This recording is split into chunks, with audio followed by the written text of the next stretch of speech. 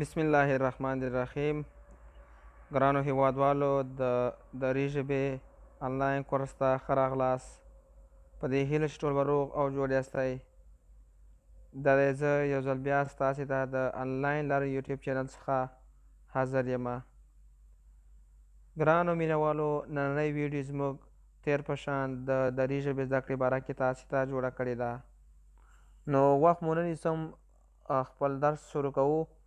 د درس شروع کېدو نه مخکې که تاسې زموږ یوټیوب چینل ته نوي راغلي یاست او تر اوسه مو زموږ یوټیوب چینل نه سبسکرایب کړی، نو هیله درنه کومه چې زموږ چینل درسره سبسکرایب کړئ، زموږ ویډیو درسره لایک او شیر کړئ تر څو نور دوستانو ته هم ورسیږي. راځئ چې ویډیو شروع کړو.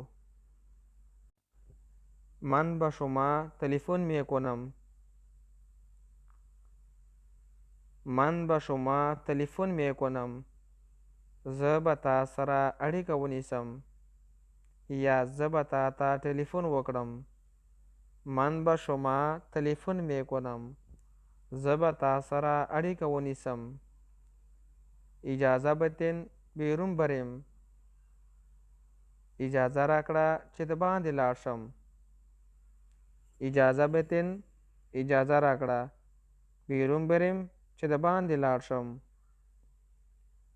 چی میخواهید انجام دهید. چی میخواهید انجام دهید. څه غواړې چې ترسره یې کړې. چی میخواهید څه غواړې انجام دهید چې ترسره یې کړې. روز شما چطور بود. روز شما چطور بود. ستاسو ورځ څنګه وه. روز شما ستاسو ورځ چطور بود څنګه وه. روز ورځ. روز من خوب بود. زما ورځ ښه وه. روز من زما ورځ خوب بود ښه وه. خوب ښه. من زه یا زما. روز من زما ورځ خوب بود ښه وه. روز من خوب نبود. زما ورځ ښه نه وه.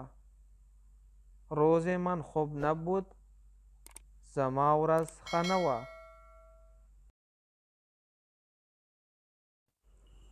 این بسیار مزه‌دار است. این بسیار مزه‌دار است. دا ډېر خوندور دی. این دا بسیار ډېر مزه‌دار خوندور یا مزه‌دار است دی. من دیگه میخواهم. من دیگه میخواهم. زه نور هم غواړم. من زه دیگم نور میخواهم غواړم. من کم میخواهم. من کم میخواهم. زه لږ غواړم. تشکر از شما برای کمک. تشکر از شما برای کمک. مننه کوم د مرستې نه مو. تشکر از شما مننه کوم د ستاسو برای کمک د مرستې نه مو. آیا می توانم کمکتان کنم. آیا می توانم کمکتان کنم. آیا کولی شم چې تاسو سره کومک وکړم یا تا مرسته وکړم. آیا می توانم آیا کولی شم کمکتان کنم چې تا مرسته وکړم یا تاسو سره کومک وکړم. آیا می توانین همراه من کمک کنین. آیا می توانین همراه من کمک کنین. آیا کولی شئ چې ما سره مرسته وکړئ یا کومک وکړئ. آیا می توانین آیا کولی شئ همراه من کمک کنین چې ما سره مرسته وکړئ یا کومک وکړئ. دوستانو، یو یادونه باید وکړم چې په دې جملو کې به ځینې ځای کې املایي غلطي شوې وي.